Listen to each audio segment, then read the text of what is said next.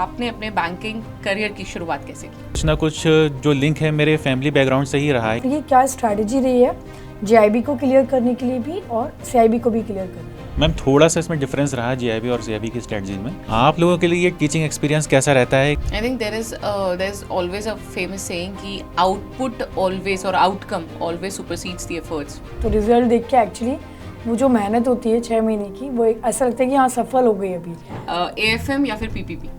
PPB. मैं यहाँ पे सामने बैठी हुई हूँ sir. Hi everyone, welcome to officers Adda 24/7। आज मैं और सुप्रभा मैम आपको एक बहुत ही डिफरेंट सेटअप में मिल रहे होंगे। इसका रीज़न ये है that we have a very special guest with us.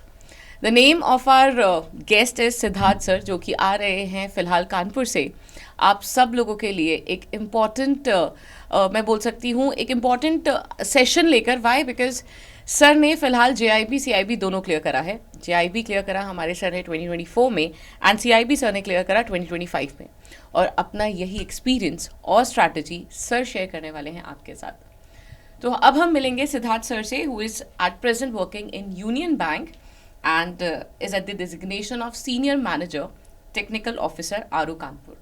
Hello sir, welcome to the session. Hello ma'am, thank you. तो सर मैंने तो आपके बारे में जो मुझे पता था मैंने बताया। Now it is your turn to tell कि आप अपने बारे में थोड़ा सा बताएं और हमें ये भी बताएं कि आपने अपने बैंकिंग करियर की शुरुआत कैसे की। Okay, I am Siddharth Avasthi. I am presently working as a Senior Manager Technical Officer in Union Bank of India and presently posted at Regional Office Kanpur. So ma'am जहाँ तक मेरी journey की शुरुआत है बैंकिंग में, तो उसका कुछ ना कुछ जो लिंक है मेरे फैमिली बैकग्राउंड से ही रहा है, क्योंकि मेरे father he is a chartered accountant, my sister is MBA finance and she is already working in Punjab and Sind bank. So कहीं ना कहीं उनकी तरफ से था कि अगर आप बैंकिंग में आओगे तो ज़्यादा प्रॉस्पर कर सकते हो और हमारी तरफ से गाइडेंस मिलेगा।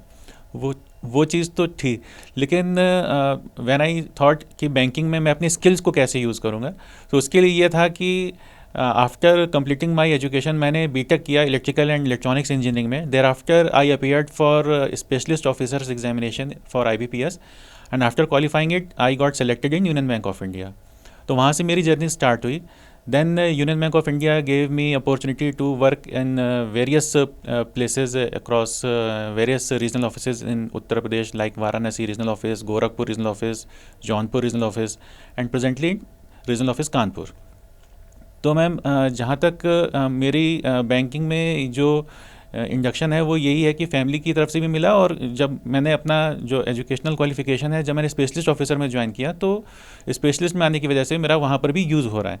तो इस तरह से मेरी बैंकिंग में शुरुआत हुई और धीरे धीरे बैंक में बहुत कुछ सीखने को मिला और धीरे धीरे हम प्रमोट होकर आज सीनियर मैनेजर की पोस्ट पर हैं।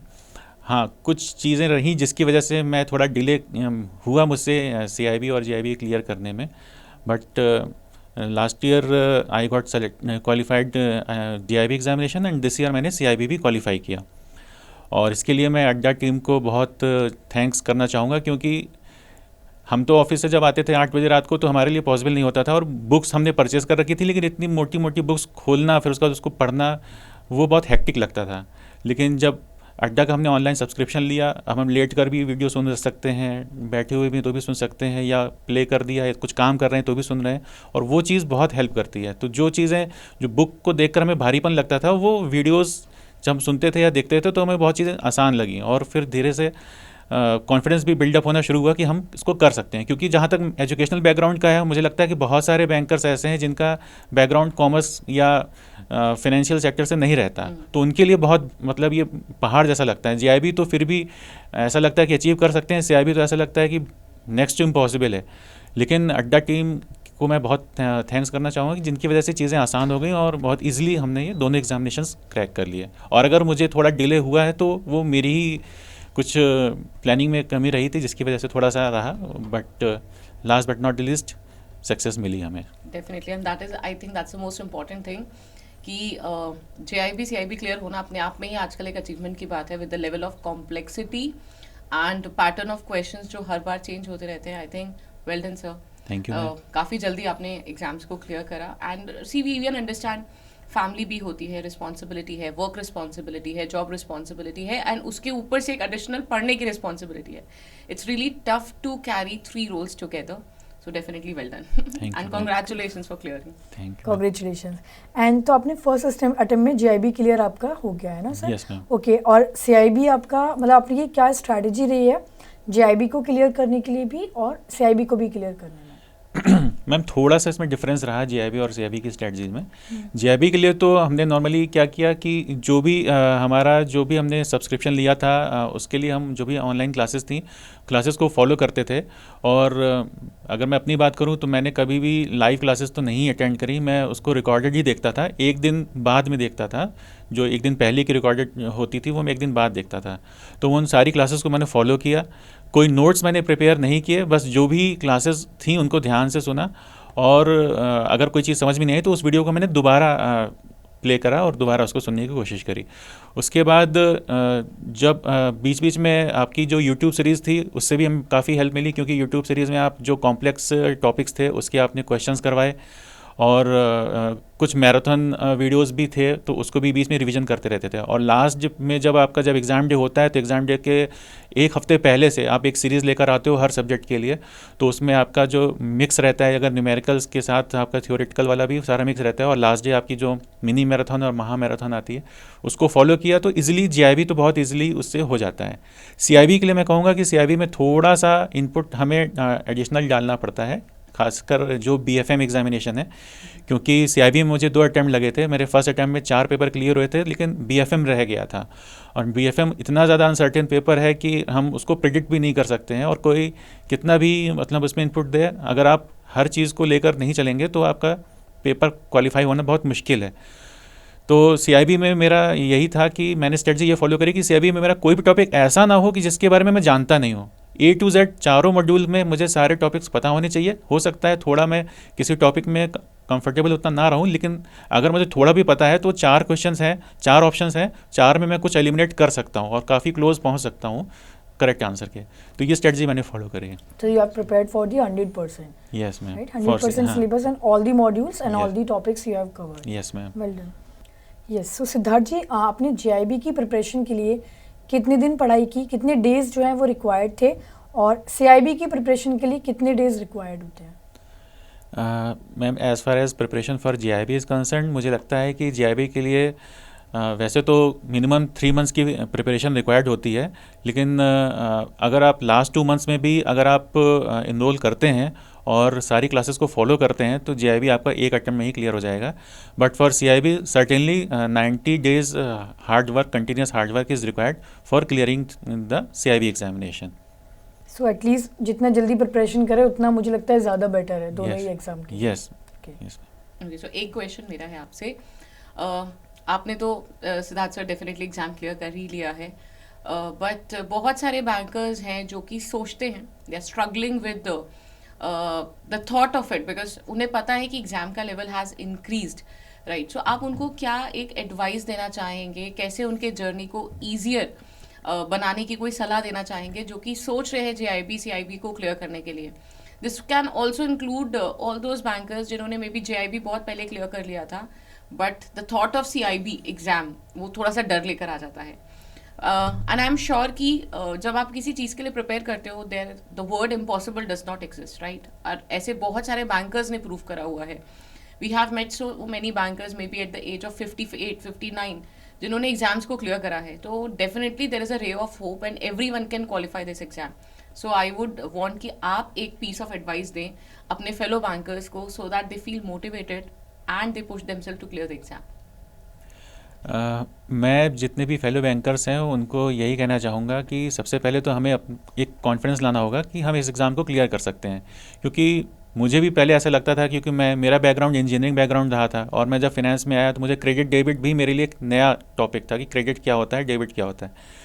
लेकिन अगर हम इन एग्ज़ामिनेशन की बात करें, डेफिनेटली ये बहुत ही कॉम्पिटिटिव है और काफ़ी इसमें हमें हार्ड वर्क की ज़रूरत होती है, जिसकी वजह से हम इस एग्ज़ाम को क्वालिफाई कर सकते हैं। लेकिन पहले हमारे जब हमने ज्वाइन किया था बैंक में, that time online courses were not available, और बुक खोल कर पढ़ना वो बहुत हमको हैक्टिक लगता था और आज भी लोगों को हैक्टिक लगता है।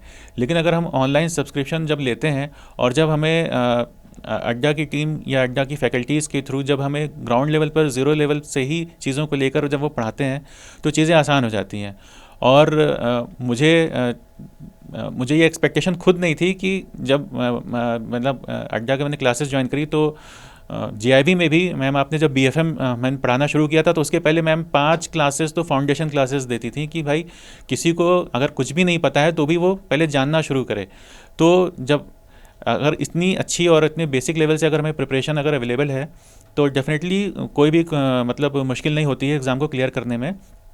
और दूसरी चीज़ ये है कि जहाँ तक इन एग्ज़ामिनेशन को क्लियर करने का सवाल है तो मैं यही सजेशन दूंगा अपने सभी बैंकर्स को कि जितना जल्दी हो सके उस एग्ज़ाम को क्लियर करो, क्योंकि डे टू डे ये टफ़ होते जा रहे हैं और कंपटीशन का लेवल बढ़ता जा रहा है। और जितना हम डिले करेंगे उतना हमारा दूसरे तरह से भी लॉस होता है, क्योंकि प्रमोशन और मॉनेटरी बेनिफिट्स के हिसाब से भी हम पीछे जाते हैं।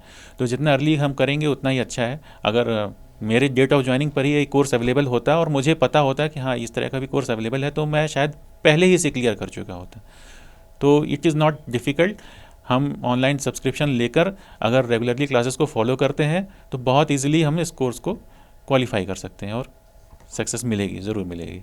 बिल्कुल, तो जितना जल्दी हम JIB CIB करते हैं उतना ही ज़्यादा इम्पैक्ट जो है वो हमारी सैलरी पे देखने को मिलता है, राइट। एंड सिद्धार्थ जी, आपका अभी I think posting home town ही है ना, कानपुर। right. तो आप कैसे मैनेज कर पाते हैं अभी अपनी, मतलब कैसे आपने मैनेज किया पढ़ाई को भी और जो आपका वर्किंग है उसको भी? आप अभी सीनियर मैनेजर हैं and that is a very serious responsibility as a senior manager. जो आप RO में पोस्टेड होते हैं, आई एम श्योर 8 बजे के पहले तो आप घर नहीं जाते होंगे। Yes, तो आपने कैसे मैनेज किया पढ़ाई को भी और अपने करियर का जो आपका जॉब प्रोफाइल है उसको भी? मैम जहाँ तक JIB की बात है तो JIB में मैं सिर्फ 3 घंटे पढ़ता था, वो भी शाम को पढ़ता था। ऑफिस से जब घर आते थे तो वही 8 साढ़े 8 तक घर आने के बाद 9 बजे के बाद डिनर करने के बाद हम पढ़ने बैठ जाते थे। 9 से 12 हम एक रूटीन फॉलो करते थे और बस यही 3 घंटे की जो हमने पढ़ाई करी उससे हमारा JIB क्लियर हुआ। बट CIB के लिए हम 3 घंटे हमने मॉर्निंग में भी निकाले। और CIB में इसके अलावा जो सेकेंड सैटरडे और फोर्थ सैटरडे मिलता था प्लस संडेज़, वो मैं फुल डिवोट करता था। मतलब मैंने ऐसे कई सैटरडे या संडेज़ भी हैं जहाँ पर मैंने मतलब 10-10 क्लासेस जो आपकी रिकॉर्डेड क्लासेस थी वो एक दिन में रिवाइज़ करी। तो वो ज़रूरी हो जाता है। तो हम जो हमारे हॉलीडेज़ हैं उनका अगर हम यूटिलाइजेशन करें और वर्क डेज़ में हम जितना मैक्सिमम टाइम निकाल सकते हैं वो निकालना भी पड़ेगा, मॉर्निंग में भी और इवनिंग में भी। तभी हमको सारा सिलेबस कवर करने में मतलब टाइमली हम कवर कर पाएंगे। वरना सिलेबस भी क्योंकि बहुत वास्ट हो चुका है, पहले सब्जेक्ट्स बहुत कम थे, अब सब्जेक्ट्स भी बढ़ गए हैं। 4 सब्जेक्ट्स JIB में है, 5 CIB में है। तो आपको अगर इतना टाइम अगर आप नहीं निकालेंगे तो आपके सिलेबस कवर नहीं होगा, या कवर होगा तो कुछ टॉपिक आपको छोड़ने पड़ेंगे और वो एक रिस्क फैक्टर रहेगा।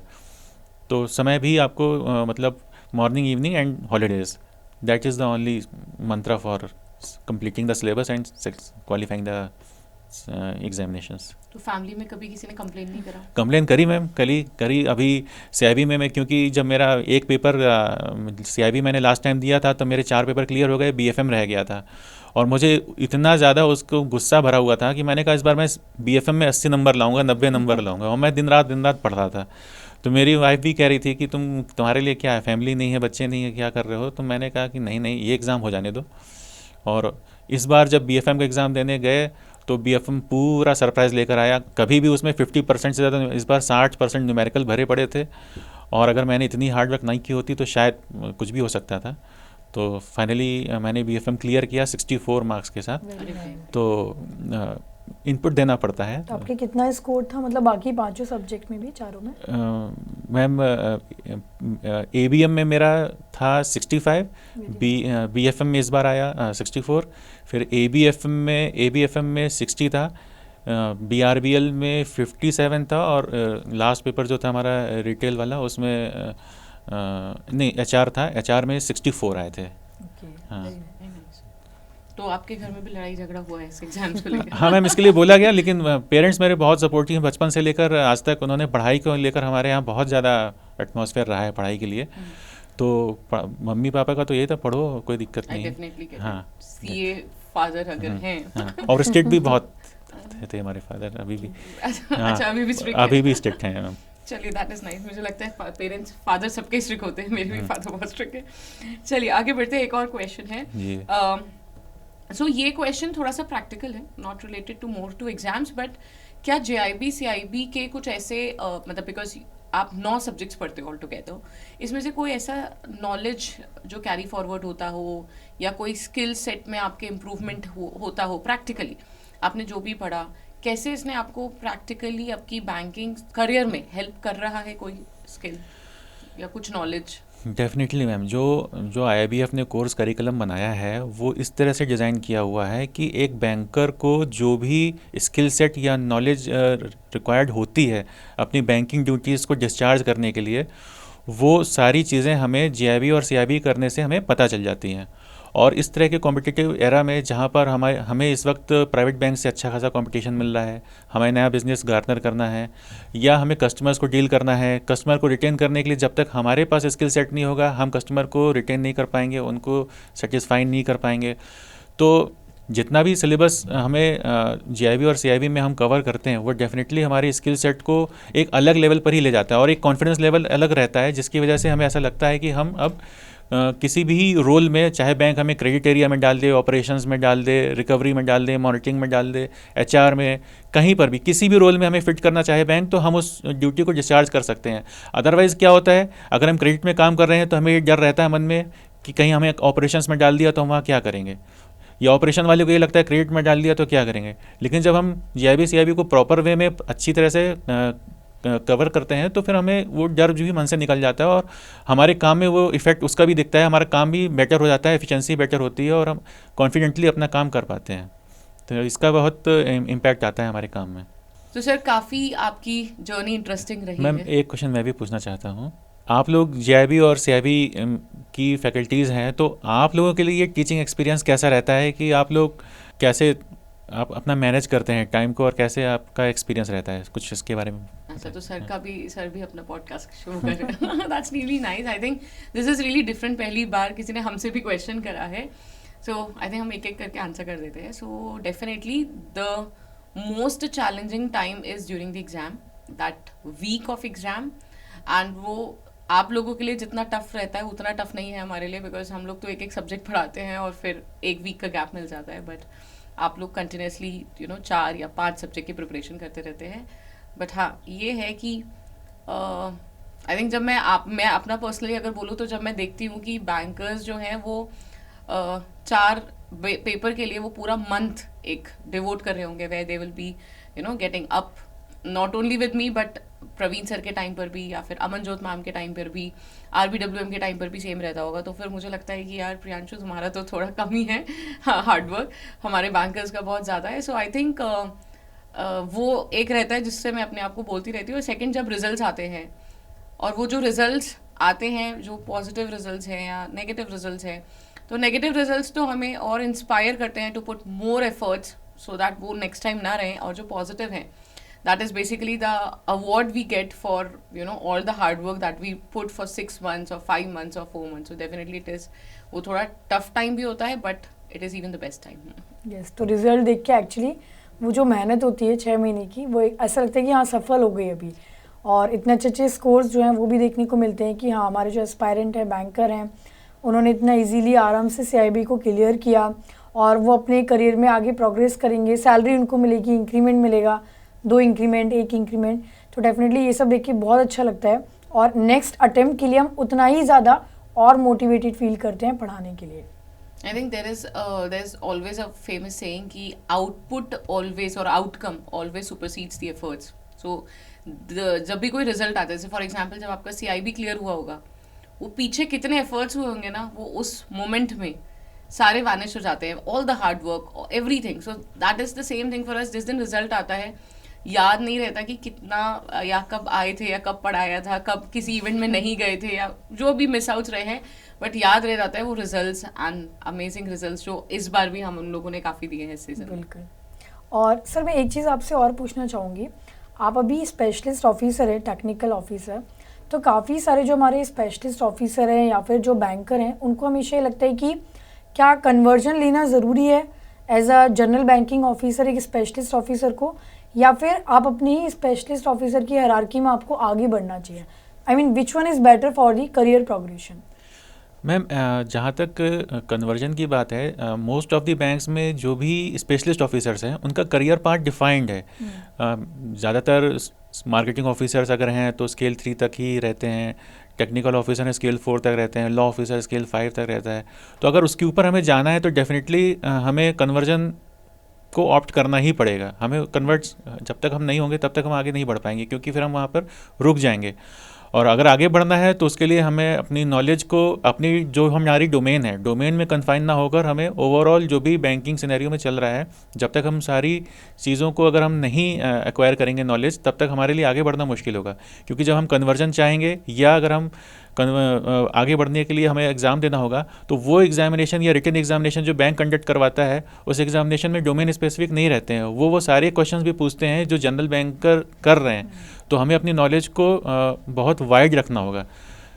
तो अगर आगे बढ़ना है तो डेफिनेटली नॉलेज को भी एनहेंस करना होगा और कन्वर्ट तो होना ही पड़ेगा अगर हमारा रोल रिस्ट्रिक्टेड है किसी पर्टिकुलर स्केल तक। यस, तो अगर आपको ईडी या सीएमडी तक आगे हायरार्की में आगे जाना है तो you should have knowledge for each and every field in the bank, not for specialised. तो सर एक छोटा सा रैपिड फायर राउंड है जो मैं और सुप्रभा मैम आपके साथ खेलेंगे। Yes ma'am. ठीक है, तो जल्दी जल्दी आपको आंसर देना है। हमने रखा भी बहुत इजी है। ठीक है। आईएबीएफ ऑलरेडी टफ क्वेश्चन पूछ लेता है तो हमने इजी रखे। तो एएफएम या फिर पीपीपी? पीपीबी। मैं यहाँ पे सामने बैठी हुई हूँ सर।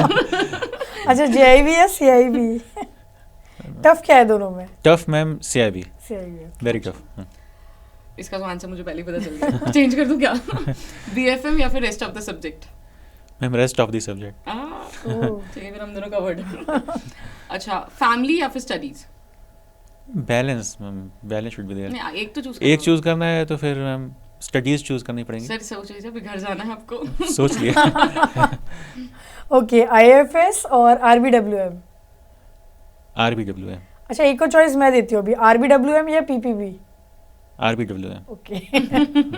ओके, तो sir it was very nice talking to you and I am sure कि आपकी जो कॉन्वर्जेशन रहा है उससे रेलेवेंट बैंकर्स अपना जो भी उनको एक स्ट्रैटेजी चाहिए होती है वो पिक कर पाएंगे। Because it is really difficult जब हम उन्हें गाइड करें, स्पेसिफिकली मैं, बिकॉज मैम का तो एक्सपीरियंस है बैंक का। तो मैं जब भी किसी बैंकर को गाइड करती हूँ तो मैं हमेशा उनको यही बोलती हूँ कि मैं जो भी आपको गाइड कर रही हूँ, I have always spoken to so many bankers, try to understand their schedule, their strategy and then I advice. Because होता ना कि आप किसी के प्लेस पे ही खड़े होकर सही एडवाइस दे सकते हो।